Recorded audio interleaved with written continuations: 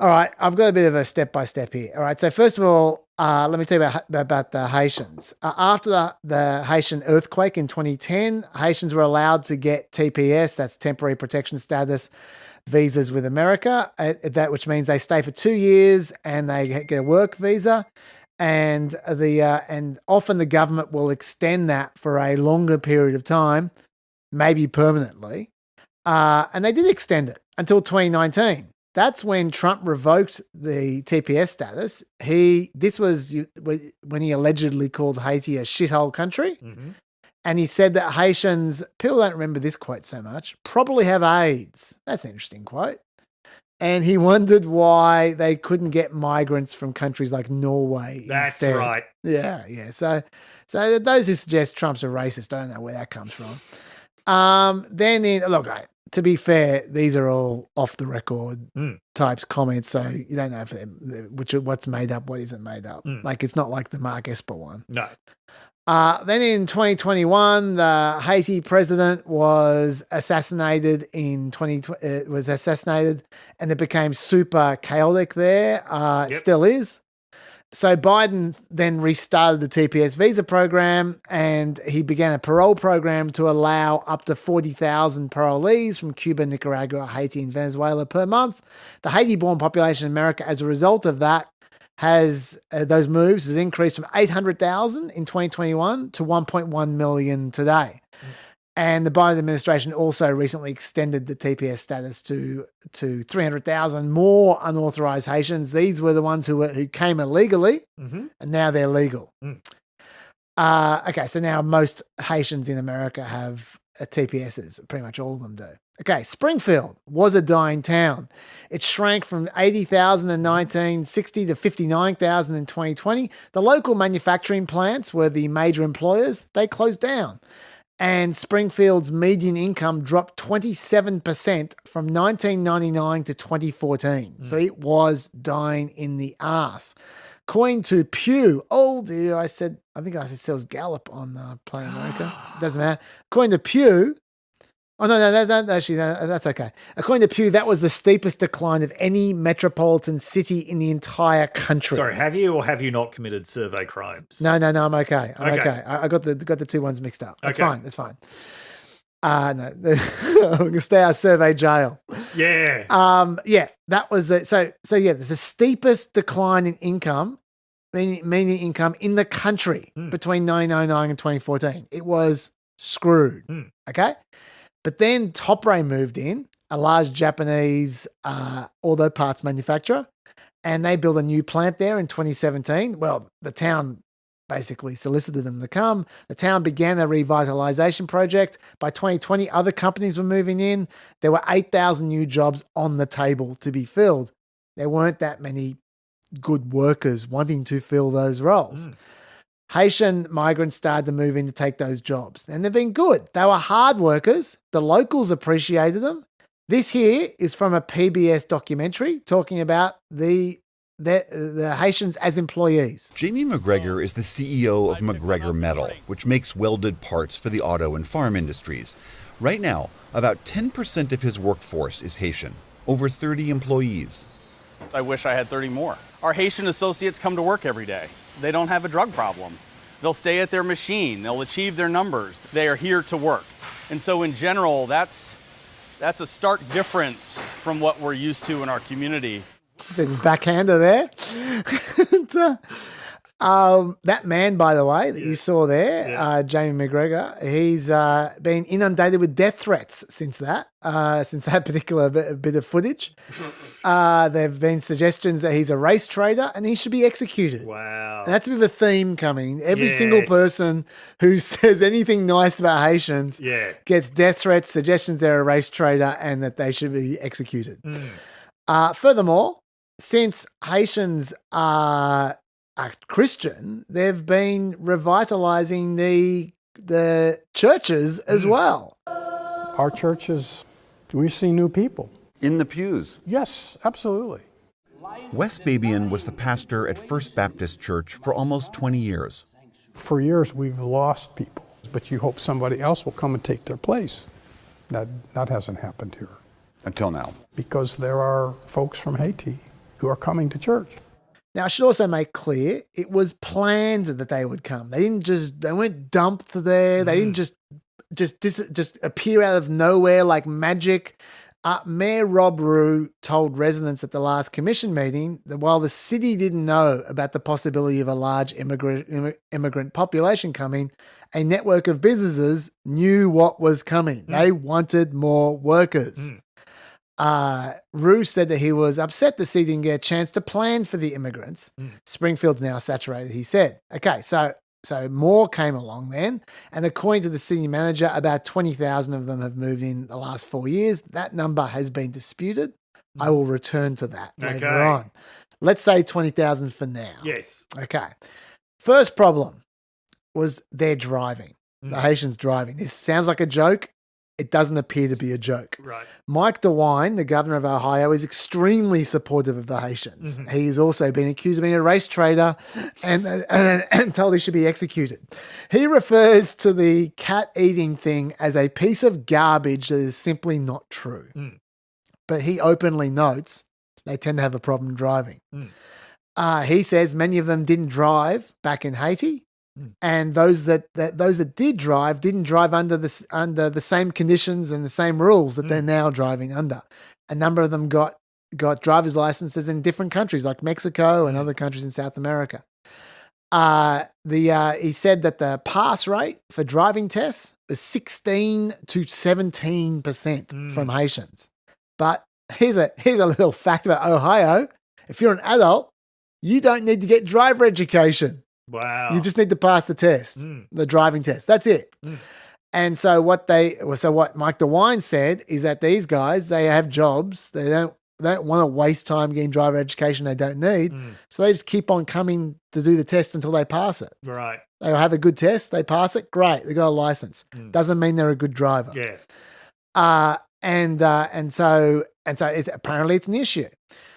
Almost every interview of a Springfield local I've seen in the last week, and I've watched a lot of them, mentions their driving. Right. That's what they're all saying. One of the complainers, we'll meet him soon, is going around documenting every crash that a Haitian gets involved in.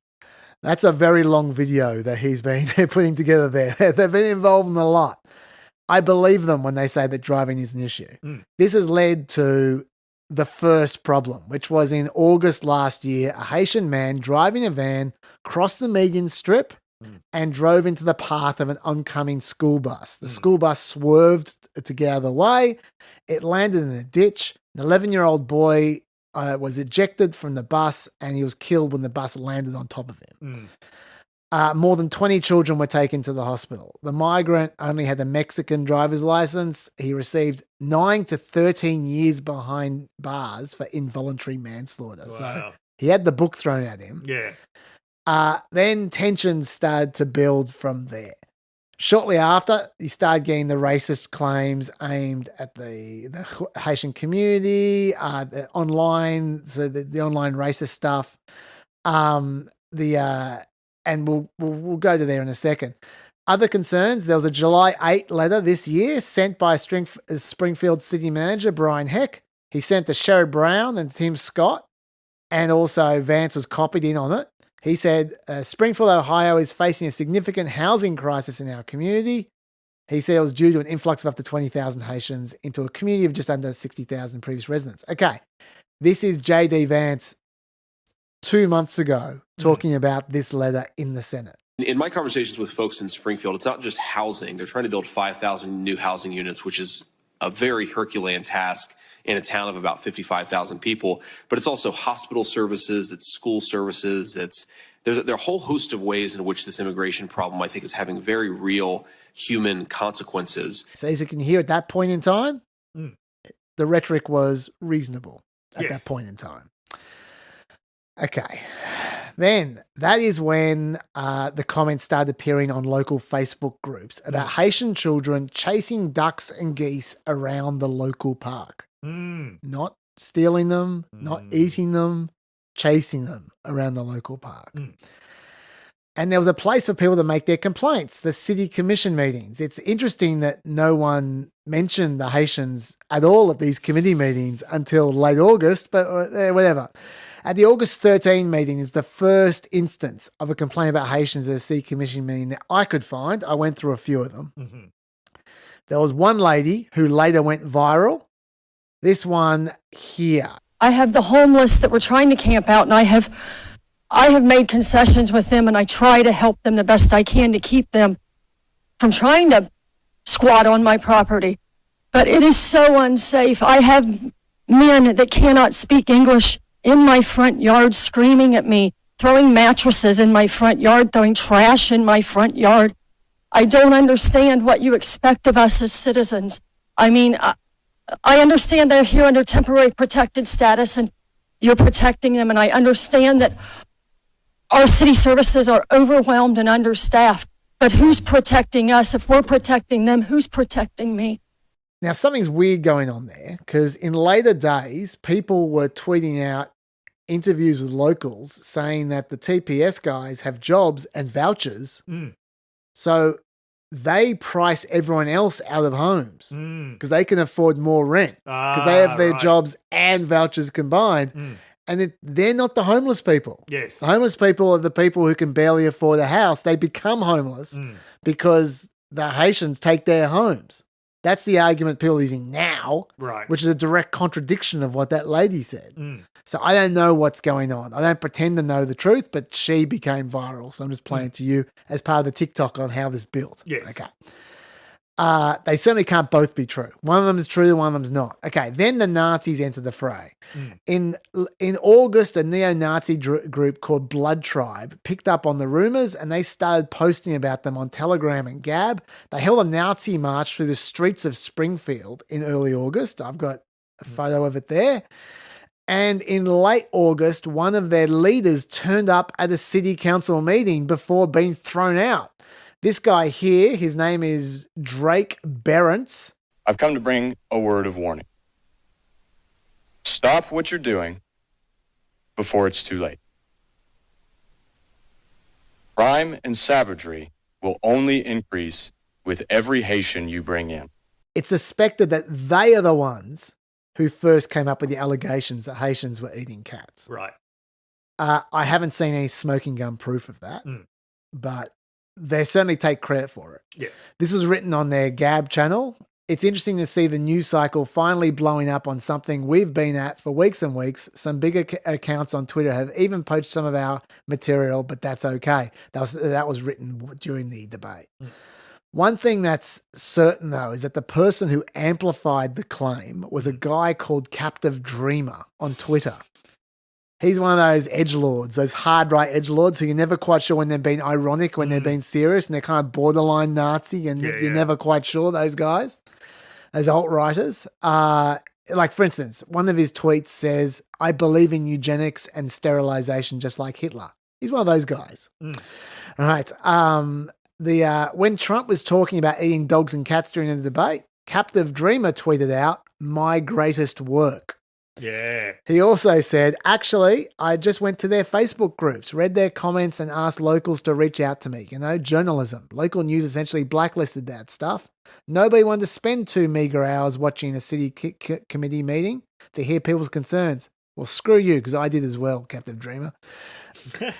I imagine that the Blood Tribe members probably would have helped inform him of what the locals thought. Anyway, New York Times covered the story of Springfield after that. 3rd of September. Not about cat eating still, just about the issues of a rapidly growing migrant population. They talked about the community health clinic having a 13-fold increase in Haitian patients between 2021 and 2023 from 115 to 1,500, overwhelming the staff and the budget. They talked about the Rocking Horse Community Health Centre, a federally subsidised clinic, does not turn away anyone. There was a surge in Haitians from causing a consultation that used to take 15 minutes, now take 45 minutes, that kind of stuff.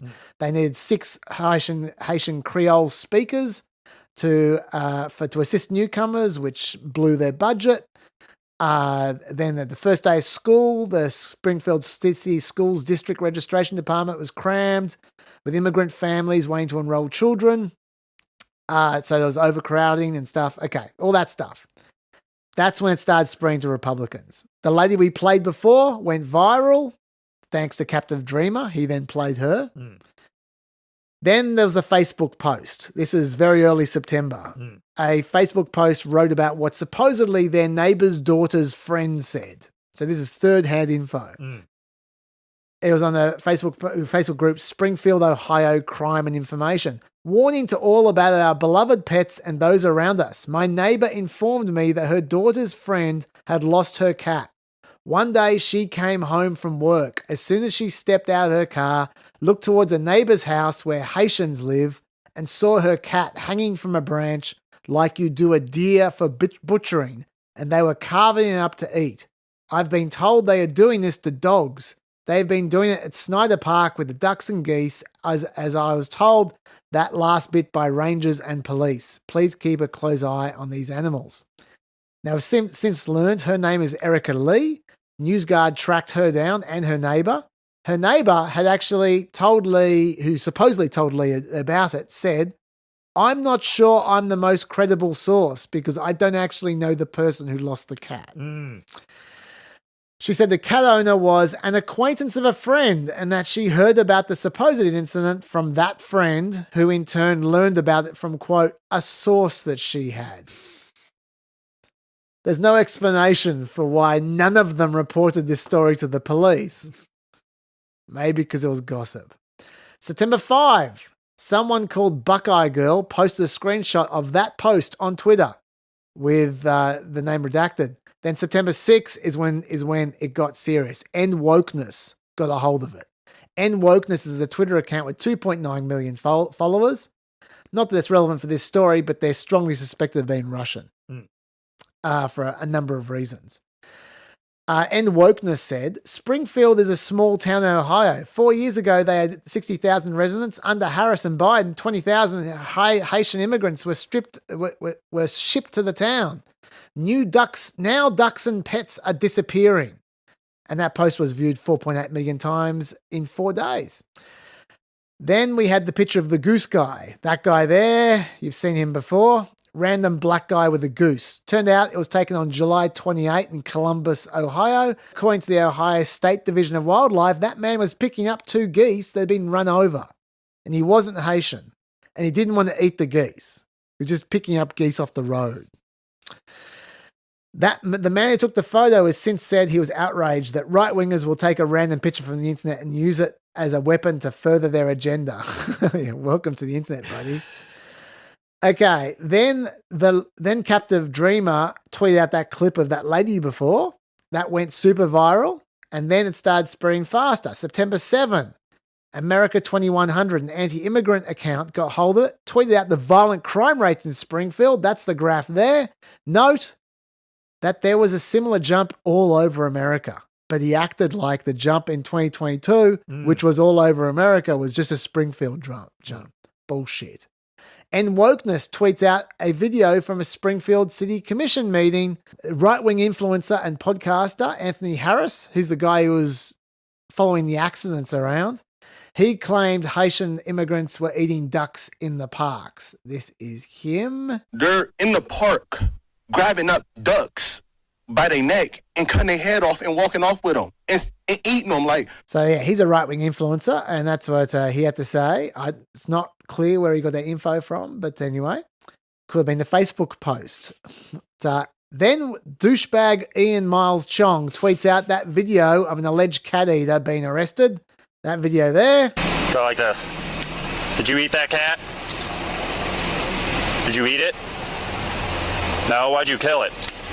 She was charged with cruelty to companion animals for allegedly killing and eating a cat in public. He said it was a Haitian from Ohio. Was from Ohio. It was from Canton, Ohio, a different place. 175 miles away. He knew that, but he didn't say that. And the woman was not a Haitian. She was a US citizen. Her name is Alexis Farrell. By then, we had enough evidence for an online right-wing feeding frenzy, even though in reality there was zero evidence at this point in time. So then we get to September 8. Still no Vance or Trump. Benny Johnson takes over now. I don't know if the Russians wanted it or not. But thousands of Haitian migrants terrorize Ohio. Eat family, pets, cats, dogs, and ducks was his podcast. Cat Turd jumped on board. Unless you want your pets eaten, you better vote for Trump. Jack Posobiec jumped on board, tweeting out, there are no specific laws in Haiti prohibiting the consumption of a cat meat. What he didn't mention was that until 2018, there were no laws in America either. Charlie Kirk tweeted about it, and Elon Musk signal boosted Charlie Kirk's tweet, and that is when we get to the real game. Elon Musk, ever helpful, tweeted out, apparently people's pets' cats have been eaten. Yeah, thanks for the contribution, Elon. Always invaluable. And then we get to worst on ground, Charlie Kirk. Aidan Clark is another casualty of the Biden administration's insane open borders agenda, just like Laken Riley in Georgia. His death is also the goal of that agenda. Every time an American dies at the hands of an illegal immigrant, they're spiking the football in the Oval Office and in the Kamala Harris reelection campaign, one step closer to the great replacement. Just to be clear, he's talking about the boy who was run over. Like that Kamala Harris spiked the ball when she heard that an 11-year-old boy was involved in a bus accident. Thanks, Charlie. How can someone with such a big head have such a small brain? That's my question to you. That's when the cat meme started on September 8. September 9 is when the politicians get involved. J.D. Vance said, months ago, I raised the issue of Haitian illegal immigrants draining social services and generally causing chaos all over Springfield, Ohio. Reports now show that people have had their pets abducted and eaten by people who shouldn't be in this country. Where is our border czar? Note that his reports seem to be entirely bullshit. Really interesting thing happened after he tweeted that, according to the Wall Street Journal. Yes. He then contacted the city manager, Brian Heck, to fact check it, just to confirm it was right. I mean, I can't believe he did this. Yeah. Full credit to him to actually try and fact check. The Heck said, he asked point blank, are the rumors true of pets being... So there's a staffer, not Vance. Yeah. We need to be clear about that. A Vance staffer. Are the rumors true of pets being taken and eaten? I told him no. There was no verifiable evidence or reports to show this was true. I told them these claims were baseless. And that same day, the police put out a statement as well, probably related to that fact check, saying they had not received a single report of pets being stolen or eaten by anyone. And they still say that. How did Vance respond? He doubled down that night. He tweeted out, in the last several weeks, my office has received many inquiries from actual residents of Springfield who said their neighbours, pets or local wildlife were abducted by Haitian migrants. It's possible, of course, that all of these rumours will turn out to be false. Do you know what's confirmed? That a child was murdered by a Haitian migrant who had no right to be here. That local health services have been overwhelmed, that communicable diseases like TB and HIV have been on the rise, that local schools have struggled to keep up with newcomers who don't know English, that rents have risen so fast that many Springfield families can't afford to put a roof over their head. I want to focus on the phrase, a child was murdered by a Haitian migrant who had no right to be here. It was a car accident. The Haitian was legally here. That's exactly the kind of invective that Vance has spread ever since. Yes. And he loves talking about HIV and tuberculosis spreading. So let's talk about that, shall we? Across the whole Clark County, tuberculosis from 2021 to 2023 rose from 1 case to 4 cases. I guess, strictly speaking, that's spreading. HIV, look, I'm being honest here. I could manipulate the data or just not mention things that don't suit me. He's right about the HIV. It's going up. Across the whole Clark County, HIV cases rose from 12 in 2021 to 31 in 2023. It's not exactly an epidemic, but look, it's gone up. Yes. Okay, so I'll give him that. But overall, sexually transmitted infection cases decreased from in 2023 to the lowest levels since 2015. So I'm not sure it's a big deal. No. As for rents rising so fast, housing prices have risen 9.3% in Springfield in the last year. That's according to Zillow. They've basically followed Ohio trends for the last 8 years, though. So the housing prices thing is bullshit. Finally, he said he'd received all the reports from actual residents. Really? Does anyone believe that any residents who had their cats stolen didn't ring the police, didn't ring any officials whatsoever? No, they rang their senator. That's who they rang. Does anyone believe that? I don't think JD Vance believes that because he's not that dumb. Obviously, these are political types who are ringing him up, if anyone's ringing him up. He could only cite one report that he'd received. The rest he just said he'd received reports, but he only cited one. It was a lady who did contact the police, claiming her pet might have been taken by Haitian neighbours. They may go, hang on, I thought the police said there were no reports. Yeah, it turned out her cat went missing in late August, but she found the cat in her own basement a few days later. You've so the police always got to check the basement very carefully. Yes, of course. This is just my advice to everyone with cats. This is personal for you, isn't it? Yes. That's right. Cats are very good at hiding. Okay, then September 10's the debate. Then we start hearing about the 911 calls. The Federalist was the first outlet to actually find any actual evidence of anything whatsoever. And it was this 911 call about geese. I see a group of Haitian people. There was about 4 of them. They all had geese in their hand. They got away. Turns out there was one other call. There were 2 calls. Back in March 27, someone called the Ohio Department of Natural Resources Division of Wildlife. The caller claimed they saw 3 people grab a live duck and goose, place them in a trash bag and drive away. No evidence was found of either of the transgressions. But once again, I'm giving you all the information. There were 2 calls about geese, 0 calls about cats, 2 calls about geese. And by the way, goose hunting is actually legal at different times of the year, just not the times when those 2 calls were made. Yes. Okay, and that's when at this point in time the circus has really come to Springfield. Endless right-wing journalists crawling around the place, desperately looking for angry people to interview, some evidence of cat eating. The homeless in Springfield have never received more attention. I've seen so many clips of homeless people blaming Haitians for them being homeless. The New York Post was literally covering minor car pranks if they involved a Haitian. I'm not kidding. The headline was, Post witnesses Haitian motorist making illegal turn in Springfield, Ohio, smashes into mum driving with autistic daughter. This is the photo, Dave. Wow. That's the photo in their scoop. Right? It's just any minor accident is getting covered by the New York Post. I saw something like that in Leichhardt yesterday. Yes. And that's also when the bomb threats started. The death threats, as I said, are ubiquitous. The mayor, the city manager, anyone who said anything positive about Haitians gets death threats. But then there were 33 bomb threats. Schools, hospitals, City Hall, the Ohio License Bureau, all shut down. Haitians have reported a lot of property damage. Their cars are vandalized, rocks through their windows, acid poured over various bits of their property. I think I saw that in Mississippi burning. It's popped up in Springfield now. Apparently, most, if not all, of the bomb hoaxes are from overseas. DeWine has speculated they're mostly from one country. Let's try and mess with America. He won't say which country it is. It still means it's because of the controversy, though. People going, oh, well, Trump didn't inspire people in Russia.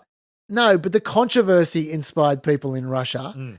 And then they want to mess with Americans. And where'd the controversy come from? Like, he obviously signal boosted it. I mean, I just told you how long it was around before Trump. Yes. But he signal boosted it, right? And this attitude, this is where I start to fault Trump. Do you denounce the bomb threats in Springfield, Ohio? I don't know what happened with the bomb threats. I know that it's been taken over by illegal migrants, and that's a terrible thing that happened. Springfield was this beautiful town. And now they're going through hell. What a dickhead. He's told that it's getting serious now. His response is, I don't want to talk about that. Let me just keep on going, just pouring more petrol on the fire. What a dickhead. This story makes me very angry. Yeah. Okay, then we get to Christopher Rufo, who's the J.D. Vance of political activist trolls. He offered $5,000 for hard, verifiable evidence that the Haitian migrants are eating cats in Springfield. Have you seen this? This is what he came up with. Yo, what is this they got on the grill? Is that the Man, listen, man. There go a cat right there. His ass better get missing, man. Look like his homies on the grill, man. What the fuck? Some of Christopher Rufo's finest research. Now, a lot of lefties have been arguing that that isn't a cat on the barbecue, and Christopher Rufo has gone to exhaustive detail about how he verified that he believes it is in fact a cat being cooked. You can look in the homework if you care. I'm not going to go through it. Instead, though, I would focus more on the fact that that video proves nothing. Focus on that. Yeah. By his own admission, these people are from Dayton, Ohio. Yes. Not Springfield. They're migrants from the Congo, which is from the literal opposite side of the world from Haiti. You couldn't be further from Haiti unless you were on Mars, right? And this was filmed a year ago. So it's not relevant at all. The wrong place, wrong group of people, wrong time. Who cares? Rufo says the left denied that anyone was eating cats. He's now proved that someone has eaten a cat. So he says the real question is, how many more are there? But we know someone's eaten a cat because of that video that Ian Miles Chong's posted before with a mentally ill woman. Like, we know someone's eaten a cat. The question is, have any Haitians been eating cats? And the answer is, you got no evidence. Not even a missing cat. No. Regardless, he said, Kamala Harris and her media apparatchiks should be ashamed of themselves. Another debunked story that turned out to have merit, Christopher Rufo said. And people have been treating that like some huge scoop. Dave teed us up to talk about one of the loudest sources of pushback, which were to the entire Springfield story, which were actually Nathan Clark, the dad of Aiden Clark, the boy who was killed, the 11-year-old boy who was killed in the bus accident. He turned up at one of the meetings, the committee meetings, the city committee meetings, and he wanted to say that he resented the way his son's memory is being co-opted by, white nationalists, amongst others. I wish that my son, Aiden Clark, was killed by a 60-year-old white man. I bet you never thought anyone would ever say something so blunt. But if that guy killed my 11-year-old son, the incessant group of hate-spewing people would leave us alone. The last thing that we need is to have the worst day of our lives violently and constantly shoved in our faces. Did you know that one of the worst feelings in the world is to not be able to protect your child? Even worse, we can't even protect his memory when he's gone. That is incredibly sad. And I would recommend, by the way, that you don't read the comments under that video on Twitter, because they are almost entirely about how these parents are race traitors and woke scumbags. And some have even added that they, of course, deserve to be executed, because it seems everyone involved in this deserves to be executed in some way if they're supporting the Haitians. That viral lady I played before, the original clip from one of these city committee meetings, also pushed back hard at the September 10 meeting. That's the same day as the debate, emphasising that whatever was going on with her, I still don't know what it was, it had nothing to do with any animals being eaten. I did not mean to bring any ill will. And about the ducks and the cats, I'm the crazy cat lady in my town, and I'm not missing any. Everybody's present and accounted for. And if they were coming up out of our park with geese or ducks, I would be one of the first people to see it. I'm telling you, it's not happening. There was a lot of pushback from locals at this point in time. This was the beginning of the backlash to the backlash, as they were getting nervous about what was happening to their town, as they were getting flooded with not Haitians, but journalists and bloggers and tweeters. They didn't like that much. They liked that a lot less than they liked the original Haitians, I think. Ohio Governor Mike DeWine has a positive view about the migrants. He's done what J.D. Vance should have been doing, which is trying to improve the situation rather than exploiting it. He's sending state troopers to help address the reckless driving issue, and he's also dedicating $2.5 million towards healthcare to help reduce wait times. So that sounds like a positive move. So let me tell you some of the truth of the situation. I've just told you the story leading up to now, the blow by blow story of what happened, what people did. Let me give you some facts. Like I said before, Haitians are overwhelmingly Christian, which kind of proves that the white Christian nationalists are more into the white and the nationalists than they are into the Christian bit, because they don't seem to care much that they're Christian. Also, I can't say this enough, they are legal. They have TPS visas. Those make them legal. So people calling them illegals and saying they're being dumped by the government, all the rest of it. No, they are legal people who can go anywhere they want. They make their own choices. Trump and Vance in particular love saying that they're illegal. Not the case. They are also spectacular integrators. I've said that a number of times on Planet America and on PEP, and now I'm going to give you some numbers. Within 1 year of entering America, 56% of adult Haitians are employed. That's including old people and spouses. That's just people over 18, okay? 56%.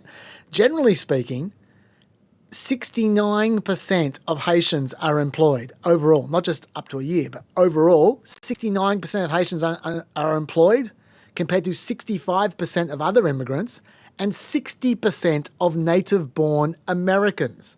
So they are 9% more of them are employed than native-born Americans. And descendants of Haitians, 82% of them are employed. Even though most Haitians come over super poor, in their first 15 years, only 16.8% of them are under the poverty line, compared to 11.5% of Americans as a whole. So 5.3% more of them are under the poverty line than Americans. But they basically are all under the poverty line when they come over. Well, most of them are. The vast majority of them are. And so the reason that doesn't become a problem it stops being a problem pretty quickly is because they get jobs, because they're employed. And after 15 years, by the way, fewer of them are under the poverty line than Americans are.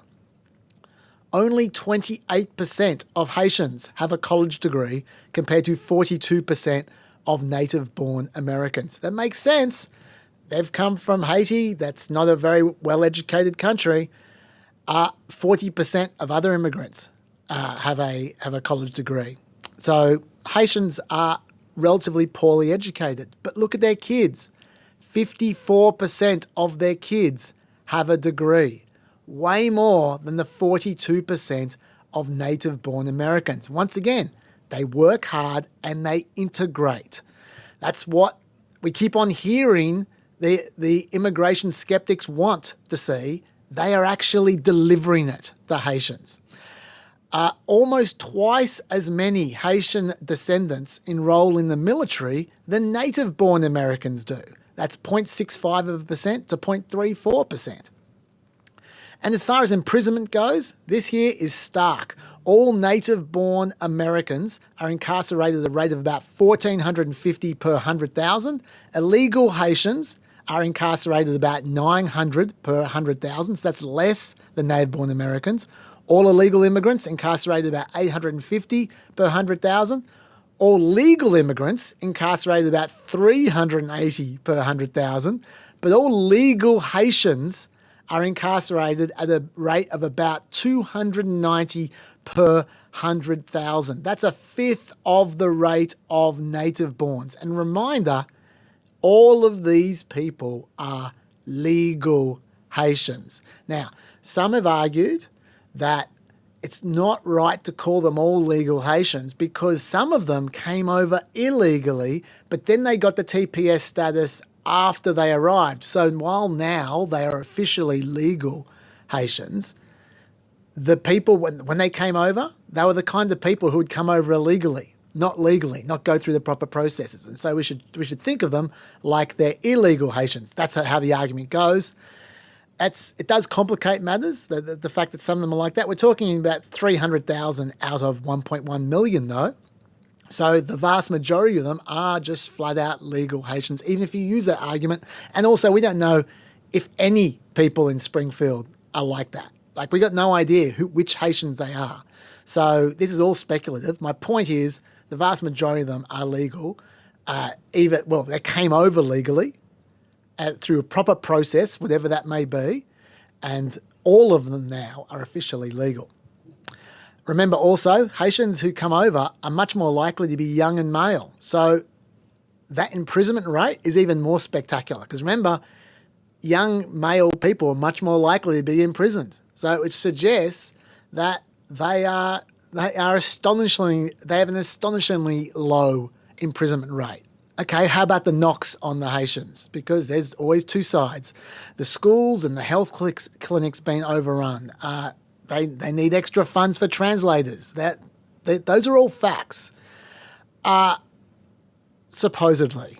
But as we're about to see, the official stats don't confirm this at all. I'm not saying people are lying.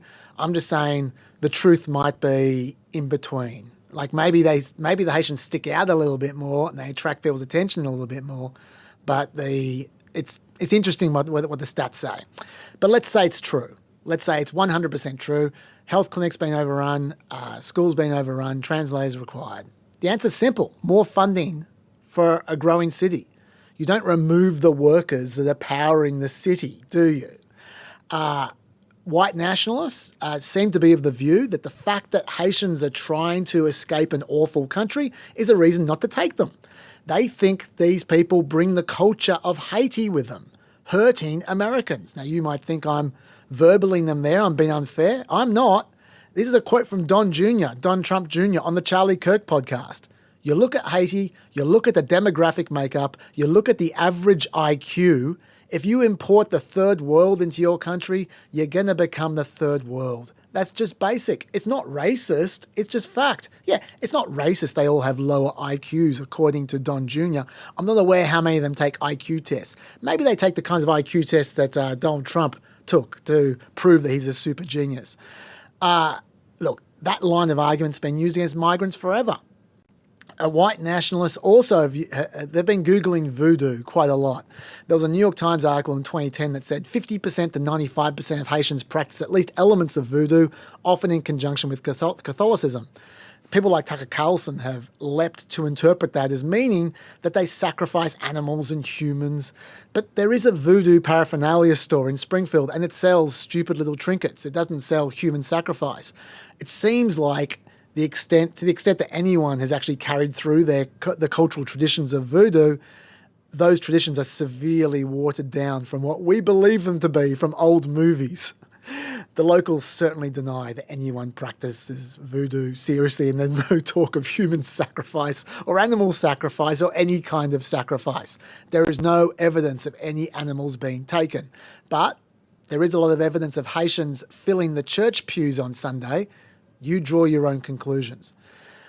The local poor. Now, here is a real knock. Haitians are taking jobs that these people say that they would like to take. And now the employers say that the Haitians are just much better employees. They're much harder workers, they say. And that may be true. And that might be great for the businesses, the individual businesses, but it's not great for the people who aren't getting jobs. And they are resentful. That is just a fact. The Haitians seem also to be working a lot of overtime, and because they're hard workers, and combined with the vouchers they get with their TPS visas for accommodation, they can easily afford housing at prices that the poor people from Springfield who already live there can't afford. And so theoretically, we're hearing about the locals being priced out of accommodation because there aren't any more houses. They're trying to build houses, but they haven't been built yet. So to the extent that there are more people and there aren't more houses, then there are people who are becoming homeless. That seems to be true. And so you can understand the poor resenting them. These people obviously are also Trump central. They're rural, working class, resentful types. So you can understand why Trump and Vance would want to appeal to these people. That's their base. But Trump and Vance aren't offering solutions. They're just offering cultural sympathy. That's not a solution. Let's talk a bit more about J.D. Vance. He never misses a chance to say that they're here because of Kamala Harris's policy, as if she's the person responsible for immigration policy in the Biden administration. Even if you call her a border czar, I think Joe Biden's the one making the decisions. But the Haitians who exist in Springfield, they didn't necessarily even come over under Biden. There's 1.1 million of them in America.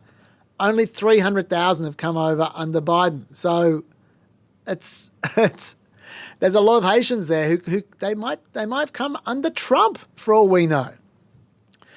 And J.D. Vance also has a terrible habit of misstating facts. I'll give you an example here. I was told, Dana, that by the American media that it was baseless that migrants were capturing the geese from the local park pond and eating them. And yet there are 911 calls from well before this ever became a viral sensation of people complaining about that exact thing happening. No, JD, the 911 calls didn't say anything about eating geese. They just said people were seen with dead geese. You just made the bit up about eating the geese and acted like it was confirmed when you knew it wasn't. That's not an accident. J.D. Vance is super careful with words. He knew exactly what he was saying then. Also, J.D. Vance likes to say he's just listening to his constituents. And the real story is that they're being ignored. But the irony is, he is the one that's ignoring them most of all. The Republican city leaders and the bulk of the comments by far are from people saying that the Haitians are performing a valuable role in the city, but the city needs help accommodating them. When the city manager first wrote J.D. Vance looking for help, he wasn't saying get rid of the Haitians. He was hoping for financial assistance. But J.D. Vance completely ignores that and simply fixates on reducing immigration and getting rid of the Haitians, which almost none of the locals have asked for. This is a great example right here. If the path to prosperity was flooding your nation with low-wage immigrants, then Springfield, Ohio would be the most prosperous country and the most prosperous city in the world. America would be the most prosperous country in the world because Kamala Harris has flooded the country with 25 million legal aliens. What's actually happened is that over the past 3.5 years, while we've had this massive influx of illegal labor, what's happened? We've had skyrocketing inflation, lower take-home pay, Americans more dissatisfied with the direction of the country and the economy than they've been in a generation. This is not the path to prosperity, no matter how much a Wall Street bank says that it is. That is psychotic behaviour. They are not illegal, no matter how many times you say it. And there haven't been 25 million illegal aliens. There have been between 2 and 3 million illegals let into the country under Biden. Don't count the numbers at the borders. Most of them get bounced. Count the ones who actually get in the country, between 2 and 3 million. Learn to count, champ. He's blaming migrants for inflation as well. How does that work? It doesn't work. It doesn't make any sense at all. And most of all, these are not low-wage immigrants, as much as he likes to say they are. They are all paid at market rates. Let me give you some stats. In 2020, the median annual household income in Springfield was $39,000. 2 years later, it was $45,000 with all the Haitians there. The mean hourly wage in Springfield jumped 18% between 2020 and 2023, from $21.33 to $25.16. It jumped 18% when nationally it jumped 13%. So wages are going up more in Springfield than the rest of America. And by the way, before the Haitians arrived, the unemployment rate was 5%. Now it's 4.7%. So even those poor people I described before who can't get jobs, there are fewer of them not getting jobs than there were before the Haitians arrived. That's partly because when more people arrive, they spend more money, and that provides more opportunities for businesses and employment opportunities. That's how basic capitalism works. The poverty rate in Springfield in 2020, pre-COVID, was 23%. Now it's 22.7%. It's gone down with the Haitians. There are some facts for you, JD. And America, by the way, is easily the most prosperous country in the world, precisely because of immigration, like you don't know that. Springfield is inarguably far more prosperous now than it was back in 2012, when a Gallup survey named Springfield the unhappiest city in America. That's where Vance wants to go back to. Vance's constituent, the guy from McGregor Metal we played before, said on the record, the fact of the matter is, without the Haitian associates that we have, we'd have trouble filling these positions. But Vance is ignoring those constituents. He wants to screw over his own constituents and get them back, put them back into a position where they were less happy and less prosperous, so he can give Donald Trump a talking point. He is awful. It reminds me of J.D. Vance in 2016 when he came out with this quote: Trump makes people I care about afraid. Immigrants, Muslims, etc. Because of this, I find him reprehensible. God wants better of us. You, sir, are a sellout. You've sold out harder than grand final tickets. You are terrible. I'm so disappointed in J.D. Vance over this issue. Meanwhile, Trump has been literally campaigning against Springfield itself. He's just saying the whole place is a shitty place now. And illegal Haitians, and he came in, illegal Haitian migrants taking over a beautiful place. It was so beautiful. Springfield, Ohio. I was there. I campaigned there a while ago. Springfield, it was so beautiful. Now it's just, what a place. How is that helping the people of Springfield running down their city? It's not. And also, Trump clearly has no idea what he's talking about. Get a load of this. I can say this. We will do large deportations from Springfield, Ohio. Large deportations. We're going to get these people out. We're bringing them back to Venezuela. Look, I'm just about to run out of time. And so I'm going to skip the numbers section. Hopefully I'll get into that in a future PEP. It's quite complicated, so it'll take me a little bit of time. And it's a little bit uncertain. But I just want to wrap it up with, why is this happening? Just go through some of the guesses, because we can't know for sure. The first guess is, well, maybe Trump's just a bit racist. Remember, Haiti is the original shithole country. Well, that Trump was rumoured to have said. We can't confirm it. These are anonymous quotes. But there's some more anonymous quotes where they came from. Recall when Trump theoretically complained that if Nigerian immigrants were allowed to stay, they would never go back to their huts, quote. Nigerians are literally the most educated migrant group in America. 61% of Nigerians hold at least a bachelor's degree. Once again, that's anonymous, so maybe he's just getting a bad rap. But if he's not, maybe he's just racist. Maybe it's a distraction. This is the Pete Buttigieg explanation. This is a strategy to get us talking about the latest crazy thing that he did, whatever urban legend he amplifies. Right now it's about people eating cats or geese or whatever, because he cannot afford for us to be talking about his record. He doesn't want us talking about the fact that we lost manufacturing jobs on his watch, even before COVID, which is why the United Auto Workers are against him. He doesn't want us talking about the fact that his main economic policy promise he actually kept was to cut taxes for the rich. He doesn't want us talking about how he demolished the right to choose in this country, that he's the reason that even IVF could be banned in many places in this country. The last thing he wants us to do is to talk about his record or his agenda. So what he wants us talking about is whatever crazy nonsense he can thrust into the center of the internet and the media conversation, which this week happens to be the stuff about eating cats or dogs or geese or whatever. Distracting people with an absurd, eye-catching flourish, it actually has a term. I don't know if you know what it is. It's quite funny in this case. Dead catting. How about that? That term was coined by Boris Johnson via an Australian, actually. Boris Johnson, the quote was, "There's one thing that is absolutely certain about throwing a dead cat on the dining room table, and I don't mean that people will be outraged, alarmed, disgusted. That's true, but irrelevant. The key point, says my Australian friend, is that everyone will shout, 'Geez, mate,'" that's his Australian, "there's a dead cat on the table. In other words, they'll be talking about the dead cat, the thing you want them to talk about, and they will not be talking about the issue that has been causing you so much grief. There's so many reasons that Donald Trump might be dead catting.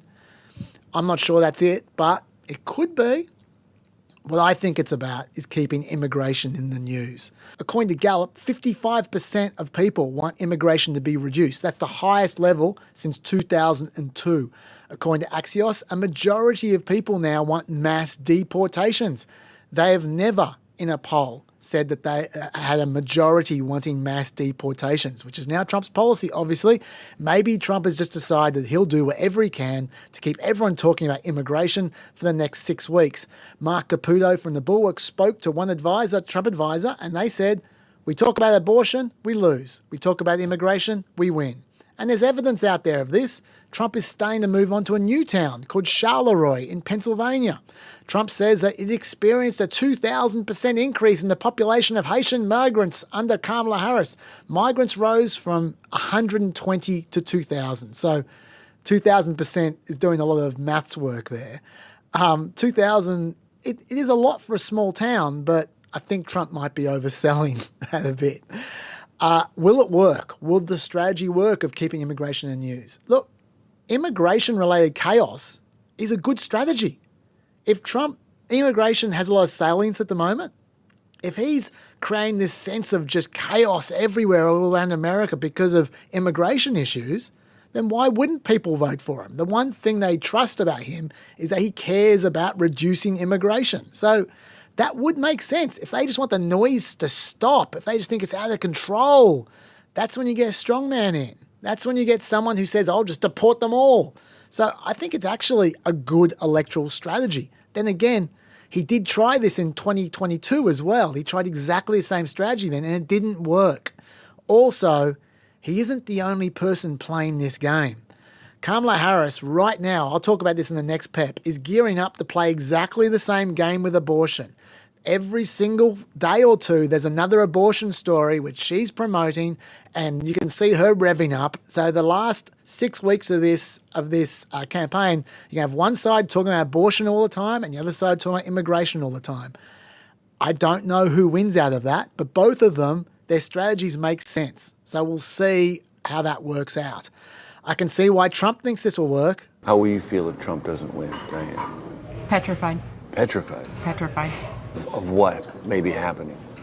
All the illegals coming through, they're going to make it up here to Michigan. What is going on at the border scares me to death.